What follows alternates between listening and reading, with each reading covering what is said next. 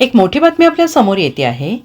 विष्णू चाटेची रवानगी लातूरच्या कारागृहात. संतोष देशमुख हत्या प्रकरणात नवा ट्विस्ट. कोणापासून धोका?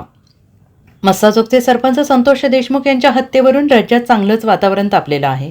सरपंच देशमुखांच्या हत्या प्रकरणात अटकेत असलेला मुख्य आरोपी विष्णू चाटेच्या न्यायालयीन कोठडीत वाढ करण्यात आल्यानंतर 18 जानेवारीपर्यंत ही न्यायालयीन कोठडी सुनावण्यात आली होती. दरम्यान विष्णू चाटेची रवानगी लातूर कारागृहात करण्यात आल्याची माहिती समोर आली आहे. 2 कोटी रुपयांच्या खंडणीच्या प्रकरणात सुरुवातीला ताब्यात घेतल्यानंतर खुनाच्या गुन्ह्यात आणि नंतर मोक्का अंतर्गत कारवाई करण्यात आलेल्या विष्णू चाटेनं सुरुवातीला केज कोर्टात बीडऐवजी लातूर कारागृहात ठेवावं यासाठी अर्ज केला. सुरुवातीला हा अर्ज केज न्यायालयाने फेटाळला होता. मात्र पुन्हा विष्णू चाटेच्या वकिलांनी कोर्टाकडे विनंती केल्यानंतर सुरक्षेच्या कारणास्तव ही मागणी कोर्टानं मान्य केली.